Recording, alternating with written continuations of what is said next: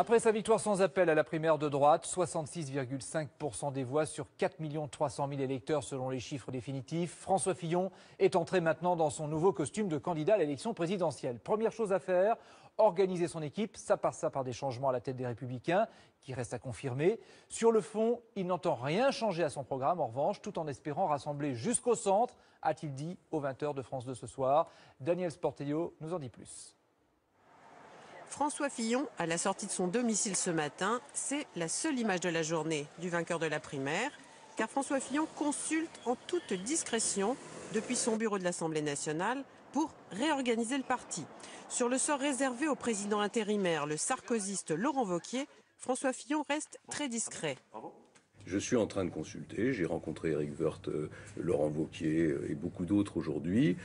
J'annoncerai mes décisions au bureau politique demain, mais je vous assure que tout le monde y aura sa place.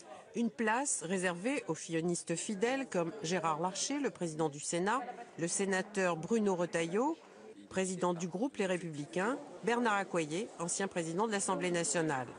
Patrick Stefanini, le directeur de campagne de François Fillon, devient directeur général du parti.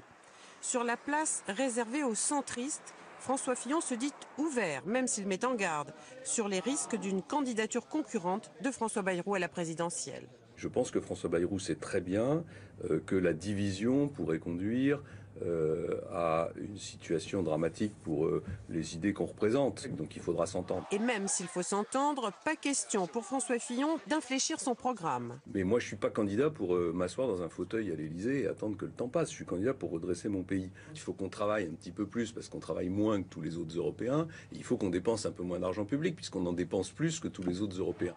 Ferme sur son programme, François Fillon devra néanmoins rassembler le parti au-delà des rivalités de la campagne des primaires. François Fillon candidat, toute la droite s'est rangée derrière lui hier soir. Sera-t-il le candidat de la droite unie à la présidentielle? C'est le duel politique du Grand Soir 3 ce soir avec Judith Vintraud du Figaro. Bonsoir Judith. Bonsoir. Et Anne Rosenchère de l'Express. Bonsoir Anne. Bonsoir. François Fillon, candidat de la droite, donc on le dit et on le redit. Est-ce que ce sera une droite vraiment unie? On a l'impression que c'est ça. Ou est-ce que c'est une union de façade? Pour l'instant, compte tenu de la mobilisation pour la primaire et du fait qu'il a été élu sur une vraie adhésion, on va dire que ça n'était pas un choix par dépit, ça n'était pas, les gens n'ont pas voté pour lui par anti-sarkozysme ou par que sais-je. Pour l'instant, il crée l'union dans la dynamique. Pour l'instant, mais attendez, il nous reste quand même quelques longs mois d'ici la présidentielle. Si, ça va durer parce qu'il n'y a pas de clivage idéologique fort, en tout cas à l'intérieur des Républicains, tels qu'ils sont actuellement. Vous avez Henri Guénaud qui vous raconte que François Fillon prévoit un programme de casse sociale comme on n'en a pas vu depuis la Seconde Guerre mondiale, mais lui, de toute façon, a rejeté le système du parti, le système des primaires. Voilà. Moi, ça m'amuse beaucoup, c'est pas ce que fait Anne, mais certains de nos confrères ou certains socialistes, certains militants disent regardez, des déchirent à droite, ça laissera des traces, des cicatrices. En fait, ça n'est pas le cas. Quand on regarde l'état de la gauche, il n'y a aucune équivalence à faire. Je suis d'accord avec vous, et la droite. Sans renvoyer en effet dos à dos les forces en présence, Guénaud, Fillon, qui à mon avis ne représentent pas en effet mais les mêmes bataillons à droite. Je pense que Fillon, il est dans cette problématique un peu délicate d'à la fois maintenir un programme assez radical pour lequel il a été élu, parfois avec des mesures, si vous voulez, même surprenantes sur la sécurité sociale. Il va vraiment très loin, oui, mais alors, attendez, de nature quand même. Mais regardez sur l'organisation. Laurent Wauquiez. Mais sur le programme, elle a raison. Juste pour finir, la voie étroite, c'est que d'un côté, il doit maintenir une espèce de radicalité dont les électeurs lui ont fait gré, notamment par rapport à Alain Juppé, et en même temps, il doit pouvoir rassembler jusqu'à Bayrou, a-t-il dit. Oui, sauf que, avant de parler de Bayrou, il y a d'abord la tête des Républicains avec Laurent Wauquiez qui a dit attention, s'il me coupe la tête, il aura des problèmes. Il y aura déjà un opposant à l'intérieur. Là, on parle de problème de boutique. Oui, mais peut-être un opposant à l'intérieur.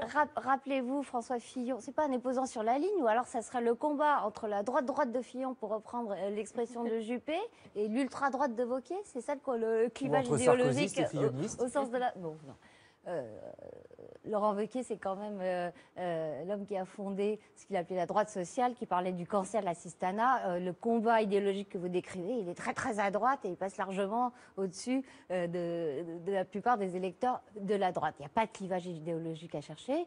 Il y a François Fillon qui arrive en prenant la tête d'un parti très largement, mais en n'étant pas un homme d'appareil et en se laissant défier par quelqu'un qui, lui, connaît très très bien les rouages de la machine, mais il ne faut pas en faire un combat de fond. Alors, est-ce que la droite, avec ce choix de François Fillon, prend de l'avance dans cette campagne présidentielle?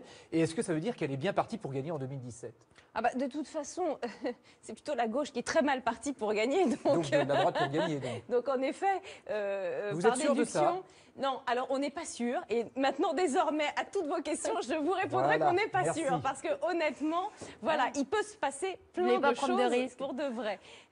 Mais c'est vrai que bon, la droite est un peu en ordre de bataille, alors que la gauche, on a vu encore ces dernières 48 heures, ne l'est pas. Vous n'avez pas de doute, Judith, la droite, elle est partie pour gagner, là. Ça ne peut pas être autrement. Non, j'ai pas de doute à ce point-là. Simplement, cette unité de la droite, je pense, et je prends mes risques contrairement à Anne, je pense qu'elle s'étendra jusqu'au centre. On a déjà vu Jean-Christophe Lagarde, le patron des centristes, frapper avec insistance à la porte d'un François Bayrou qu'il stigmatisait la veille encore.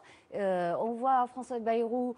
J'ai dit François Bayrou, François Fillon, pardon. Oui, François Fillon qui stigmatisait la veille encore. On voit François Bayrou dans l'histoire, justement. Dire non, ça ne me convient pas. Mais alors justement, il va y aller, François Bayrou? Je pense qu'il n'ira pas. Pourquoi? Parce qu'il n'a pas l'espace politique. Emmanuel Macron lui mange son espace politique. À condition qu'il soit candidat aussi. Et puis, il y a un problème de moyens. La présidentielle, c'est aussi une question d'appareil, une question de moyens. François Bayrou, ça peut être quand même le poil à gratter. Alors imaginez que François Fillon fasse non pas des concessions idéologiques, mais lui dise si tu viens avec moi, si toi ils s'entendent bien, tu auras des députés, alors que tu n'en as pas dans l'Assemblée sortante, ça peut changer. Honnêtement, c'est la grande incertitude, ça c'est vrai. C'est-à-dire que les gens ricanaient un peu en disant oui, François Bayrou, il dit qu'il est derrière Juppé, mais il n'attend qu'une chose, c'est qu'il perde pour se présenter. Les gens avaient tort quand il disait ça. Non, mais je pense que finalement, ça lui allait quand même d'être une espèce de l'homme stratégique, le faiseur de roi, et de cette année ne pas forcément y aller. Sauf qu'il n'y a jamais cru. Enfin, sauf que peut-être il n'y a jamais cru. Néanmoins, là, aujourd'hui, je suis d'accord avec Judith.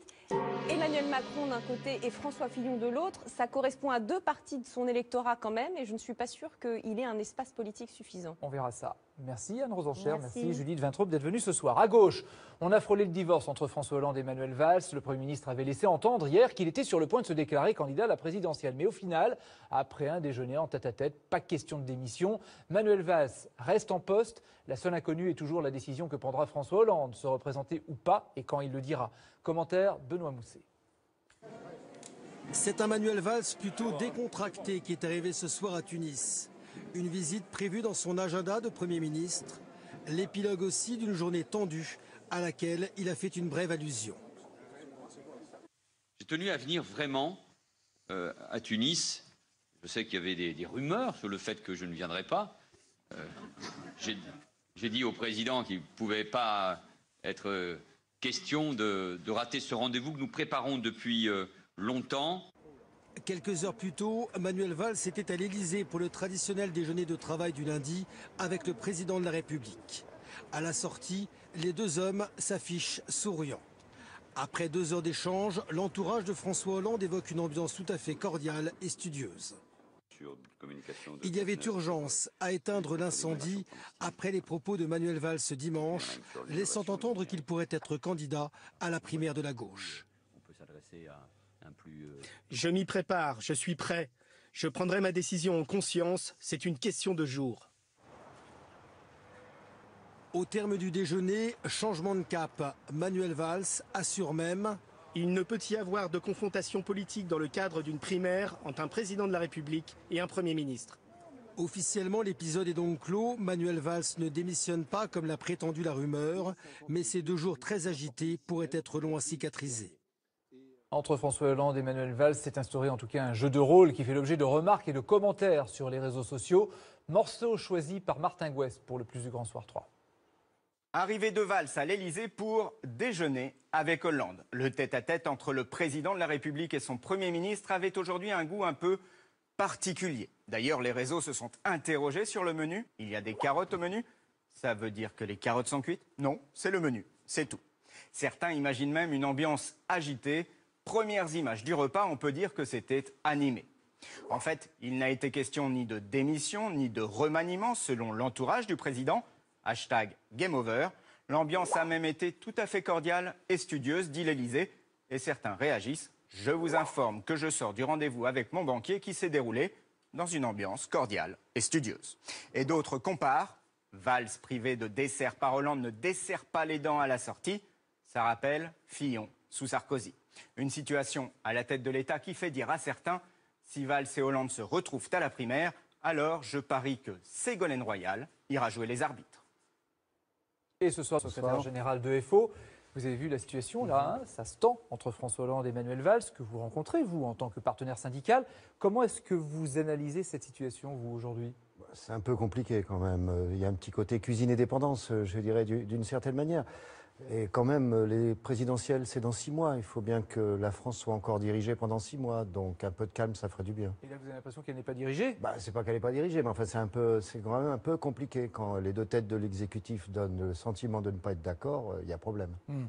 Vous sortez Les Apprentis sorciers aux éditions Les Liens qui libèrent, dans lequel vous revenez sur les débats et les manifestations, la contestation qu'il y a eu autour de la loi travail, qu'on a aussi appelée la loi El Khomri, qui a marqué toute l'année 2016.